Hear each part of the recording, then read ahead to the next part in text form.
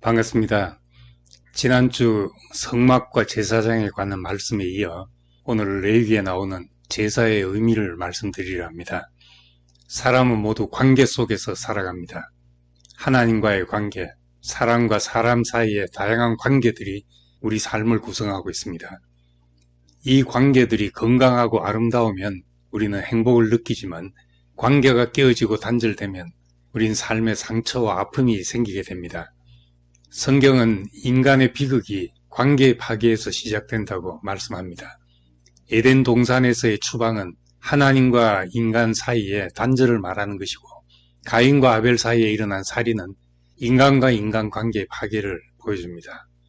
또 선악과를 먹고 수치심과 두려움을 느끼게 된 모습은 자신과의 관계가 손상되었음을 말하고, 땅에서 가시와 은근키가 나고 땀 흘려 수고하게 되었다는 것은 하나님이 창조하신 세계와도 복된 관계가 되지 못하고 있다는 것을 의미합니다. 그렇다면 이 무너진 관계들을 어떻게 회복할 수 있을까요? 성경은 레위기의 제사를 통해 그 해답을 제시합니다. 레위기 서두에 소개된 제사법은 복잡하게 보이지만 모든 제사의 목적은 바로 관계의 회복에 있습니다. 상처난 관계를 회복하고 세상의 모든 관계를 축복으로 바꾸는 방법을 제사법을 통해 제시하고 있습니다. 제사라는 은유를 통해 어떻게 다가가야 하는지, 무엇을 내려놔야 하는지, 어떻게 변화되어야 하는지를 가르쳐 줍니다. 먹는 것은 사람의 일차적인 만족입니다. 따라서 제물은 우리가 어떤 모습일 때 하나님이 만족하시는지를 하나님이 잡수시는 음식으로 표현한 것입니다. 비유하자면 부부싸움을 한 후 아내가 남편에게 난 이렇게 하면 기분이 풀려 하며 힌트를 주는 것처럼 하나님은 사랑과 관계가 깨어졌더라도 자신에게 다시 다가올 길을 열어놓고 가르쳐주고 계신 것입니다. 레위기 첫 부분에는 번제, 소제, 화목제, 속제제, 속건제 5가지 제사를 설명하고 있습니다. 이 중에 번제와 소제가 모든 제사의 기초이고 관계 회복의 가장 근본적인 비밀을 담고 있는 제사입니다. 번제는 제물 전체를 불살라 연기가 하늘로 올라가게 하는 제사입니다. 제물을 불사르면 향기는 하늘로 올라가고 재는 동편 재버리는 곳에 버립니다. 제사 드리는 사람은 제물에 손을 얹어 안수하는데 이것은 자신의 죄를 제물에 전가하고 제물과 자신을 동일시하는 행위입니다. 제물이 완전히 불타 제가 되는 것처럼 드리는 자의 모든 것이 하나님께 온전히 드려짐을 상징합니다. 여기서 우리는 관계 회복의 첫 번째 비밀을 발견합니다. 번제의 진짜 메시지는 이것입니다. 나는 아무것도 아닙니다. 모든 것은 받은 은혜였습니다. 내 모든 것을 주인에게 돌려드립니다. 본래 우리는 흙으로 지어진 티끌 같은 존재에 불과했습니다.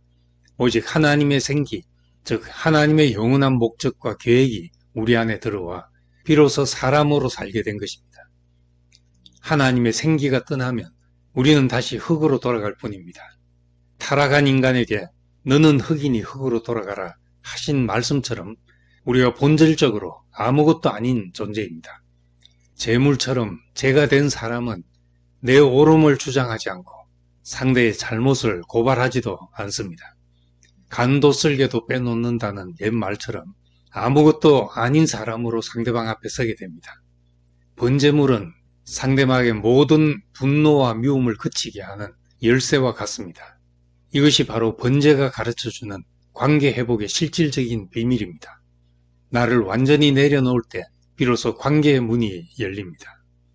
두 번째 소제는 곡식으로 드리는 제사입니다. 고운 가루에 기름과 유향을 섞어 드렸는데 여기에 누룩이나 꿀은 넣지 말라고 했습니다. 누룩은 부풀리고 꿀은 달아서 먹기 좋게 하는 것입니다.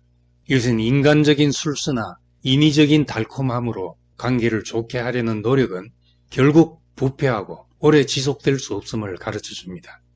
진정한 관계는 꾸밈없는 진실함과 연단된 인격에서 나옵니다. 고운 가루는 통곡물에서 빻아지고 반죽되고 불에 구워지는 연단의 과정을 거쳐 먹기 좋은 빵이 됩니다. 소재는 하나님이 기뻐하시는 인성의 아름다움을 상징합니다. 이는 우리가 겪는 인생의 고난과 연단이 우리를 다른 사람에게 먹힐 수 있는, 즉 다른 사람에게 유익하고 감동을 주는 인격으로 만들감을 의미합니다. 통곡물이 빻아져 고운 가루가 된다는 것은 무엇일까요? 단순히 머리로 아는 정답을 가지고 이것이 옳다, 이렇게 해야 된다고 말하는 것은 마치 거친 통곡물을 먹으라고 그대로 내놓는 것과 같습니다.